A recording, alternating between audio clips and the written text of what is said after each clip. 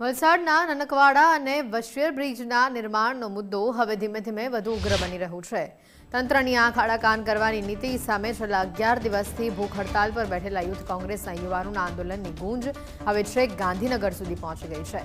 ગુજરાત વિધાનસભાના વિરોધ પક્ષના નેતા તુષાર ચૌધરી વિશેષ રૂપે વલસાડ ખાતે પહોંચ્યા। તેમણે ભૂખ હડતાલ ઉપર બેઠેલા યુથ કોંગ્રેસના યુવાનો સાથે મુલાકાત કરી તેમના આ સંઘર્ષને પોતાનું ખુલ્લું સમર્થન જાહેર કર્યું। તુષાર ચૌધરીના હસ્તે જ્યુસ પીવડાવીને આ આંદોલનકારી યુવાનોના પારણા કરાવવામાં આવ્યા।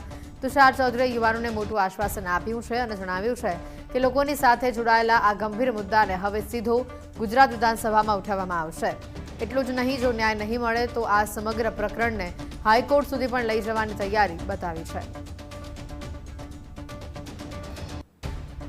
ગત અમારું વિધાનસભાનું સત્ર હતું ત્યારે પણ અમારા ધારાસભ્ય આનંદભાઈ પટેલ દ્વારા પણ આ બાબતનો પ્રશ્ન વિધાનસભામાં પણ પૂછવામાં આવ્યો હતો, પણ અમારું કમનસીબ કે અગ્રતા ક્રમમાં એ પ્રશ્ન આવ્યો નહીં, એને કારણે સરકાર તરફથી અમે જવાબ પણ ના મેળવી શક્યા કે એની ચર્ચા કરી શક્યા નહોતા।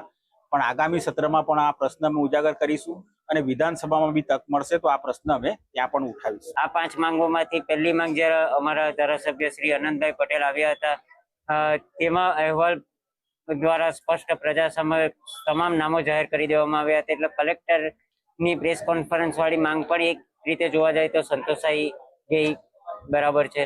અને બીજી માંગ જે 6300 વાર જગ્યા જે સરકાર હસ્તક લેવાની હતી તે પણ સરકાર હસ્તક જગ્યાની એન્ટ્રી પડી ગઈ છે, તે અહીંયા સ્પષ્ટ છે। એમાં અમુક વાંધા છે, પણ જે અમુક જે 6300 વાર એટલે અમારી એક બહુ મોટી જીત કહેવાય।